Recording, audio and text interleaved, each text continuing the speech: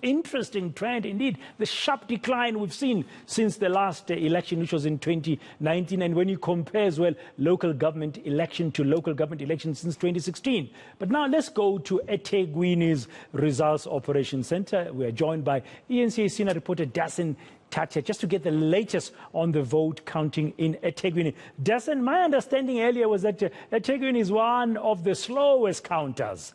What can you tell us?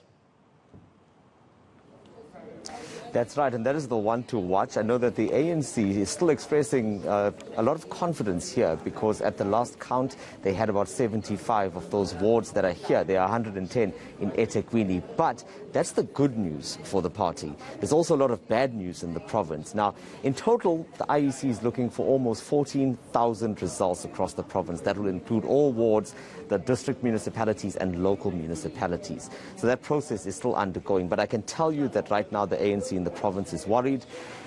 One party that isn't that worried is the IFP at this point because they are seeing something of a different trajectory, it seems. And let's now bring into the conversation the IFP's campaign manager, Mr. Narend Singh.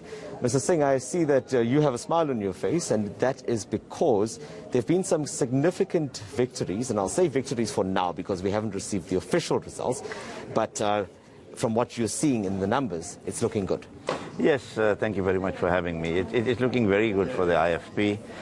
It's something that we've been hoping would happen because we started with this trajectory in 2011 with local government elections when we didn't do as well. And we moved on to 2016, and there we did much better. And 2019, we increased the trajectory, and now 2021, we're on the upward. And our next target is 2024. And again, this success we can see in the north. But that wasn't necessarily a surprise per se, because that has always been your stronghold, save for the time when the NFP took quite a significant amount of your support. Well, if you look at results that have come in now, you'll see in the western areas, areas that we formerly knew as Newcastle, Ladysmith, Danhauser, Escort, who is now Mchezi, we are likely to take the districts there. So from controlling 2 district municipalities, we are likely to take 5 district municipalities, which is a significant jump in terms of the support. And we want to thank all our supporters who came out in numbers because we believe it was the leadership of Prince Buthelezi. It's the legacy of Prince Buthelezi this year. We're celebrating it, and I think we've done him honors by achieving this kind of result. And President Thabisa also led from the front. So I think all in all, we are on a good wicket for now, but it's never over till the fat lady sings, as they say. True. And we're waiting to see what kind of results we have in the urban areas of eThekwini. That's where I wanted to go next, because as I mentioned, there was not really a surprise in those areas that you mentioned, but you also had a strong campaign in suburbia, right? What has happened here? Are you seeing a lot of anything significant, any movement here? Well, yes, in the urban areas, we've taken a lot of votes. I think our vote tally has increased considerably from the results that we are getting unofficially. And even in the south, the Ugu region, we've taken 7 or 8 wards from the ANC as currently.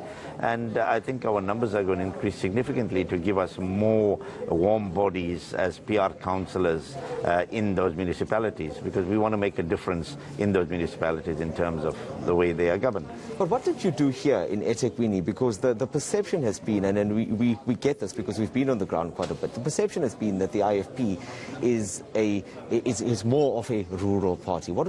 How did you try to attract those voters here? Because we're seeing that the numbers are not as high, and maybe that didn't necessarily work. Yeah. No, well, that's a perception. Firstly that it's a rural party, then it's a Zulu party.